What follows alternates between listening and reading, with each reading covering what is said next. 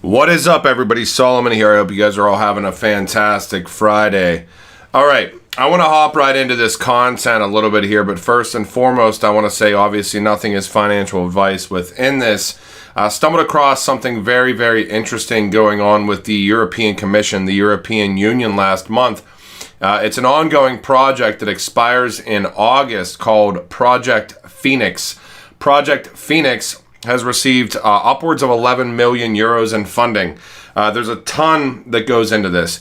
But when you want to talk about big, we can talk about the verbiage surrounding what Project Phoenix is supposed to accomplish. And that verbiage is to provide a cyber shield armor to European electrical power energy systems to survive coordinated, large-scale cybersecurity and privacy incidents, guarantee the continuity of operations, and minimize cascading effects in the infrastructure itself, the environment, and the end users at a reasonable cost. Now, this is essentially talking about the interledger protocol, which was invented by Ripple, backing the smart grid of the entire European Union. Interledger application scenarios within this are, storing data hashes, transferring data among different ledger types. You can talk about Quorum, Hyperledger Fabric, Hyperledger Indy, Ethereum, KSI, extended out to other ledger networks. But more importantly for all of us, exchanging digital assets or trading value between distributed ledger technologies.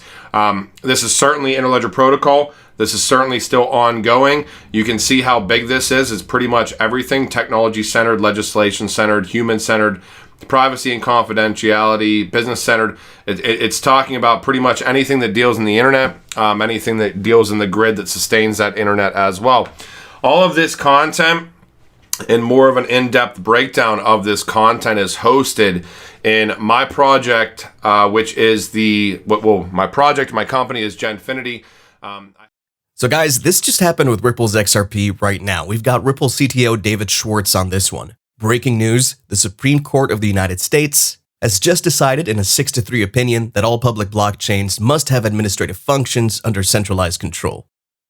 Attorney Jeremy Hogan here says this is not 100% correct. The majority opinion was only that the 14th Amendment privacy rights cannot be stretched so far as to cover blockchain administrative control, and therefore the power to make that decision should be returned to the individual states. Now, how does that relate to XRP, Ripple, or its ongoing lawsuit with the SEC?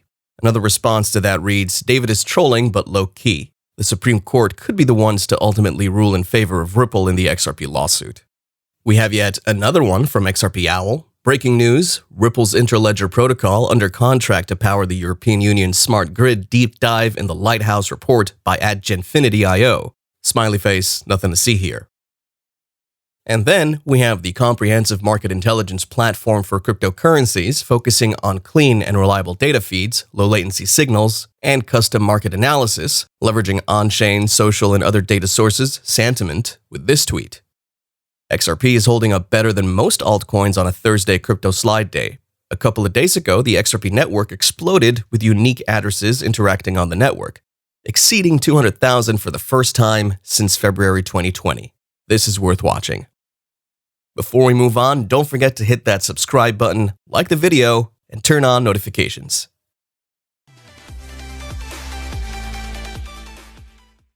In our previous video, we talked about XRP being registered as the world rich currency by the world's most popular search engines. If you want to know more, check out our previous video. Google confirms Ripple XRP as the world rich currency. And if that wasn't enough, now this is happening. Check this out. Okay, so that might seem like a troll from David Schwartz. As you'll see if you do a little bit of research with these keywords, you may find the original was from an article with a similar title. The Supreme Court rules against Environment Protection Agency EPA effort to regulate power plant emission in a major climate suit. It was the latest in a series of 6-3 decisions from the Supreme Court that divided liberal and conservative justices and dealt a blow to the Biden administration. And this is one of the many cases where the US government subtly tries to atone for impeding crypto and blockchain adoption, thereby stifling innovation within and among the states. Even worse is the many inconsistencies with the regulatory framework set aside by the SEC, an arm of the United States government tasked with regulating digital assets, most importantly bounded by sworn oath to protect investor interests, which it has failed at woefully. Just as we saw a few days ago where the district judge Annalisa Torres ordered the SEC to file redactions to defendant's response by Thursday, June 23rd, right after reviewing Ripple's response to the Securities and Exchange Commission's opposition brief and their letter regarding the sealing of that response. It goes on to reference Ripple's motion and declared defendants state that they wish to file their entire response on the public docket, but that they filed it under seal because of the court's pending ruling on the SEC's motion to seal. Accordingly, by June 23rd, the SEC shall file any proposed redactions to defendant's response and a letter explaining its proposal. Let's take a quick break there to introduce the Gold Secure Currency, or GSX, largely referred to as the world's first growth coin. So the GSX platform, which happens to be one of our sponsors, just launched their biggest mining update a few weeks ago. The Gold Secure Currency platform is a crypto project with an ever-increasing asset backing of a secured asset trust currently estimated to be worth over $7 billion, and can facilitate growth like a traditional cryptocurrency. So according to the recently announced mining updates, which appears to be the biggest they've had so far, are situated in Zimbabwe. The first is about 100 miles north of the capital, Harare. The second is close to a town called Ma. The founders of the Gold Secure Currency platform enjoy ownership rights to thousands of acres across southern Africa, with 2 huge claims in Zimbabwe. The first of these humongous acres is situated near the mineral-rich suburbs of Makaha, with a significant gold reef that will allow for a much easier mining and much more substantial amounts of materials to be mined daily. The other land claim consists of 2,500 acres close to the town of Karoi. Small samples have been taken for testing and results have confirmed the presence of gold and copper as well as other minerals on the claim. We have already filed. The other newly acquired claim resides near Chinhoyi and is estimated to have a landmass of around 2,500 acres of land rich in minerals, gold, copper, and other valuable metals. Mining will commence in no time at all. Adoption of GSX as an everyday usable currency is underway, allowing daily marketplace usage thanks to its sub-2-second transaction speeds and stable growing value. Right now, the price is a very low-risk buy-in, and these massive projects will go a long way to get the value of GSX up to the dollar mark, so GSX has enormous investment potential. As a result, the next few months will be some of the most exciting months for GSX. So do not miss out and check out the link to that in the description section below. Back to Ripple and XRP. On the lawsuit front, XRP primed for huge shakeup as Ripple gains upper hand in SEC lawsuit. And if we scroll down a little bit down to here where it says, for a while, it seemed like a no-brainer that the US Securities and Exchange Commission had the upper hand in the legal battle. But the scenario changed in recent months as Ripple cinched a series of procedural wins. Following the shakeup, legal experts believe the upcoming rulings will clear the uncertainty over the nature of XRP.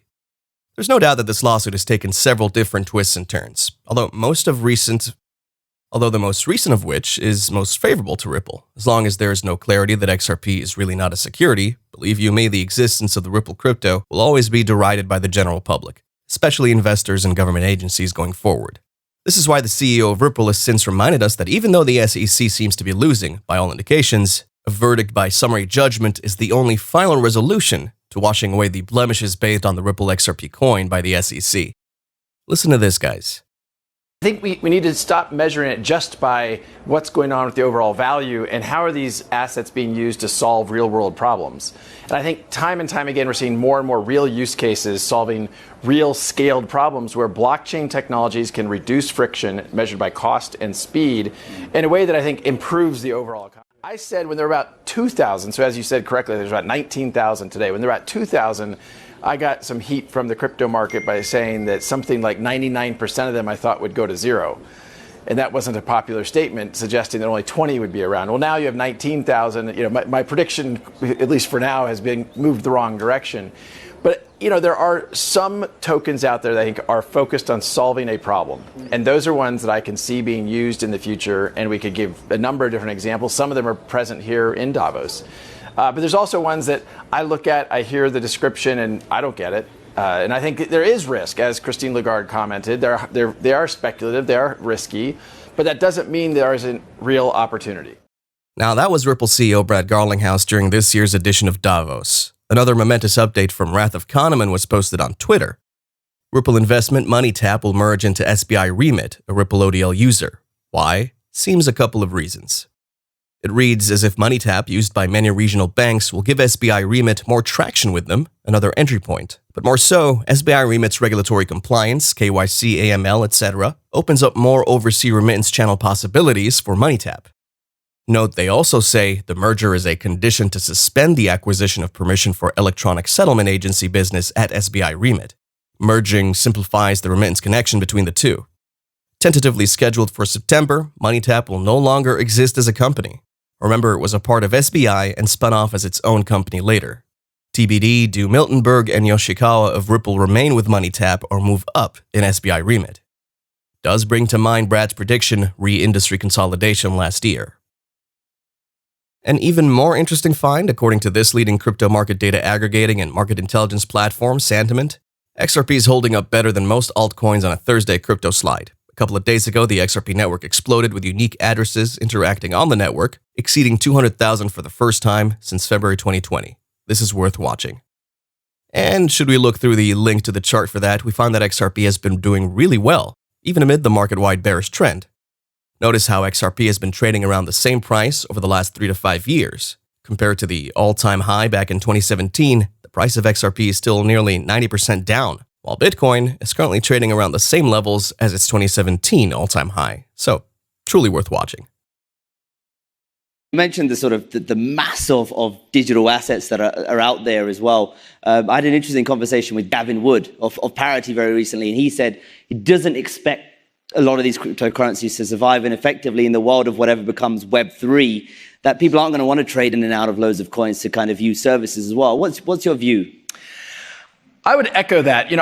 This is a number of years ago during the ICO boom, and I think in some ways the ICO boom wasn't particularly great for crypto, but some good things probably came of that, just like what's going on with stablecoins. I said somewhat controversially around that period that I thought 99% of crypto, at the time there were 2,000, not 19,000, and I said that I thought 99% of them would probably go to zero, and that didn't make me a lot of friends in the crypto world. Since then I've been very wrong, I guess, because now there's 19,000, so we've moved the other direction. I would agree with Gavin. It's not clear to me whether there's a place for all of these, but I also think as you go from first generation technologies to second generation, you get more specific use cases for specific types of solutions. And look, I think we even have seen with what's going on in the NFT market, the gas fees associated with NFTs are in some cases astronomical. And are the underlying layer one technologies able to support NFTs in the kind of first generation? And I think we're finding probably not. And we need to find better technologies that can support NFTs, because I don't think NFTs are going away by any stretch. So, when it comes to all of those coins, do you expect there to be some sort of, some inevitably will collapse? We've seen that already. What do you think about all of this, guys? Don't forget to drop your comments in the comments section below. For now, subscribe to the channel, hit that like button if you enjoyed the video, and don't forget to turn on bell notifications. As always, we'll see you in the next video.